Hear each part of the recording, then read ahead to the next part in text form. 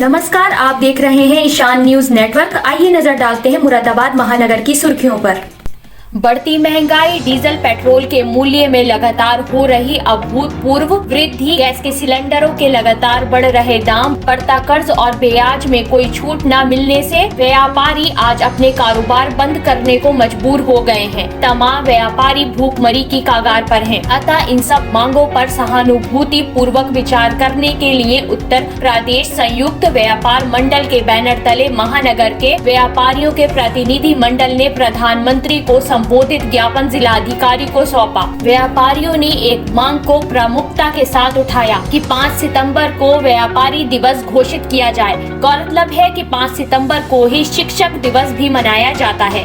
जो है जैसे माने प्रधानमंत्री जी भी मन की बात कहते हैं, जी देश का व्यापारी भी मन की बात कह रहा है कि 5 सितंबर को राष्ट्रीय व्यापारी दिवस की घोषणा करें और साथ में चाहे वो पेट्रोल है, डीजल है, रसोई गैस है, उसको भी जीएसटी के दायरे में लाया जाए। 5 सितंबर को इसलिए हमें चुना है कि उस दिन शिक्षक दिवस भी है और व्यापारी भी उसको अपना एक विशेष रूप के रूप में मनाना चाहते हैं। नई तहसील के पास कभी बहने वाली करूला नदी में ही कुछ लोगों ने तहसील स्टाफ की मिली भगत से प्लाटिंग कर डाली। ऐसे 2 गाटा संख्या की जमीन को वापस नदी दर्ज किया गया है। इस जमीन के अवैध कब्जे ढाए जाएंगे। एसडीएम सदर ने अतिक्रमण हटाने के लिए टीम का गठन कर दिया है। एसडीएम सदर के अनुसार गाटा संख्या 373 और 297 में अवैध कब्जे हैं। इसे करूला नदी में दर्ज करने की कार्यवाही कर दी गई है। इस जमीन के अवैध कब्जे हटाने के लिए एक टीम बना दी गई है। जल्द ही इस नदी की जमीन पर उक्त गाटा संख्या से अवैध कब्जे हटा दिए जाएंगे। मुंडा पांडे थाना क्षेत्र के वीरपुर बरियार गांव के दलित परिवार के लोगों का आरोप है कि पतंग लूटने के विवाद में धर्म विशेष समुदाय के लोगों ने घर में घुसकर उनके साथ मारपीट की। इसके बाद आरोपितों ने उल्टे थाने में जाकर मुकदमा दर्ज करा दिया। वहीं थाना पुलिस आरोपितों का पक्ष ले रही है। बीते 1 सप्ताह से डीएम और एसएसपी कार्यालय में शिकायत के बाद जब कोई कार्रवाई नहीं हुई तो इसी बात से आहत होकर वाल्मीकि समाज के लोगों ने गाँव में घरों के बाहर घर बेचने के पोस्टर चस्पा कर दिए और पलायन की धमकी दी है। वहीं इस मामले में भारतीय वाल्मीकि धर्म समाज संगठन ने सीएम को शिकायत पत्र भेजकर कार्रवाई की मांग की है। अक्सर विवादित बयानों को लेकर चर्चा में रहने वाले संभल से सपा सांसद डॉक्टर शफीकुल रहमान बर्क एक बार फिर सुर्खियों में हैं। इस बार उन्होंने भारत सरकार के तालिबान से वार्ता करने पर तीखी प्रतिक्रिया व्यक्त की है। उन्होंने कहा कि मैंने तालिबान पर बात की तो मुझ पर मुकदमे लगा दिए गए, मुझे गद्दार बताया गया, लेकिन अब तो सरकार खुद तालिबान से बात कर रही है। क्या इनके खिलाफ भी मुकदमा दर्ज होगा? अगर होगा तो कौन सी धारा लगेगी? मैं अपनी कौम के लिए फांसी पर भी लटकने के लिए तैयार हूँ। भोजपुर थाना क्षेत्र के गांव ठिकरी के रहमान ने अपनी लड़की की शादी करीब 2 वर्ष पूर्व हरदम अली पुत्र भूरा निवासी ग्राम मंसूरपुर से मुस्लिम रीति रिवाज से की थी। लड़की के परिजनों का आरोप है कि शादी के कुछ दिनों बाद से ही ससुराल वाले लड़की से 1 लाख रुपए और मोटरसाइकिल की मांग करते थे और मारपीट करते थे। वहीं महिला की पिटाई के कारण हालत खराब होने के बाद लड़की अपने मायके ठिकरी चली गई। अंदरूनी चोटें होने के कारण इलाज के दौरान उसकी मौत हो गई है। इस संबंध में पुलिस में रिपोर्ट दर्ज कराई गई है। तो ससुराली वालों ने मारा, जेठ ने और जमाई ने। अच्छा, क्या कारण था मारने का? कारण तो है को मारे करे और भेजते करे। क्या कहते थे? ना वो इलाज तुम करो। अच्छा, ना दहेज की मांग, पैसे दो, ये है।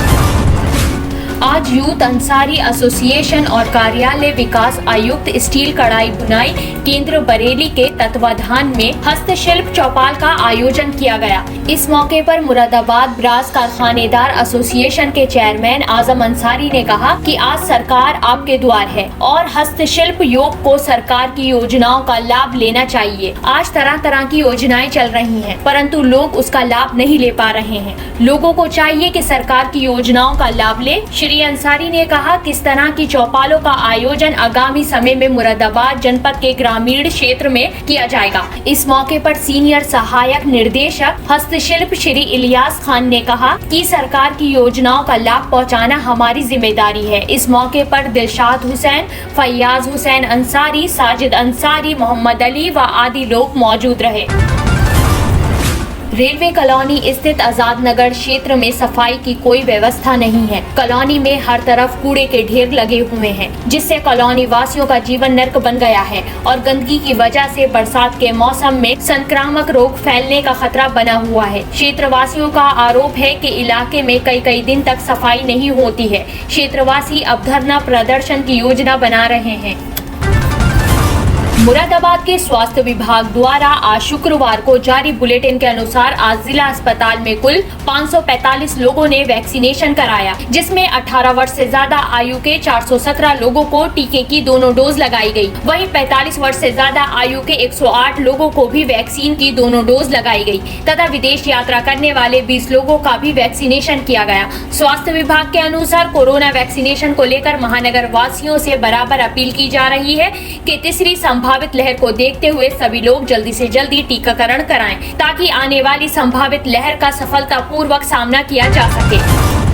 आउटसोर्सिंग के माध्यम से रखे गए स्टाफ नर्स, लैब टेक्नीशियन, चतुर्थ श्रेणी कर्मचारी पिछले 2 माह से वेतन नहीं मिलने के कारण परेशान हैं और बामुश्किल अपना जीवन यापन कर पा रहे हैं। वेतन न मिलने से आक्रोशित इन स्वास्थ्य कर्मचारियों ने आज जिला चिकित्सालय में स्वास्थ्य अधिकारियों का घेराव कर लिया और तुरंत ही वेतन विसंगतियों को लेकर तथा अपना 2 महीने का वेतन दिए जाने की मांग की। मुरादाबाद जिला चिकित्सालय में आउटसोर्सिंग में staff nurses, lab technician, x-ray technician, चतुर्थ श्रेणी कर्मचारी कार्यरत हैं और उसमें ई हॉस्पिटल के भी हमारे यहाँ डाटा ऑपरेटर कार्यरत हैं। इनको पिछले 2 माह से वेतन नहीं दिया जा रहा है। तो आज ये सब लोग आक्रोशित होकर यहाँ इकट्ठा होकर जिला चिकित्सालय प्रशासन के समक्ष अपनी बात रख रहे हैं और ये वास्तविकता है।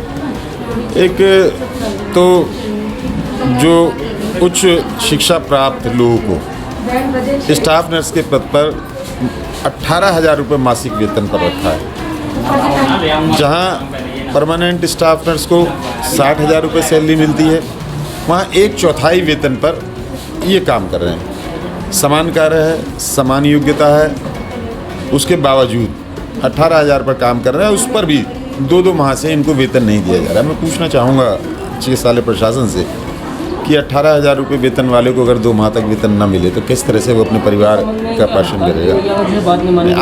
आज एकत्रित होकर इन्होंने अपनी बात चिकित्सालय प्रशासन के सामने रखी है और चेतावनी दी है कि यदि शीघ्र इनके 2 माह का वेतन नहीं मिला तो निश्चित रूप से ये आंदोलन के लिए बाध्य होंगे, काम बंद करने के लिए बाध्य होंगे। अंडर 19 में उत्तर प्रदेश की क्रिकेट टीम के लिए कानपुर में हुए ट्रायल में मुरादाबाद रामपुर के खिलाड़ियों ने टीम में जगह बना ली है।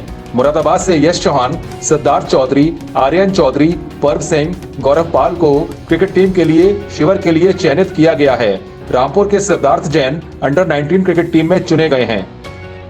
लेटेस्ट न्यूज अपडेट जानने के लिए सब्सक्राइब करें हमारा चैनल ईशान न्यूज नेटवर्क और हाँ, बेल आइकन दबाना मत भूलिएगा।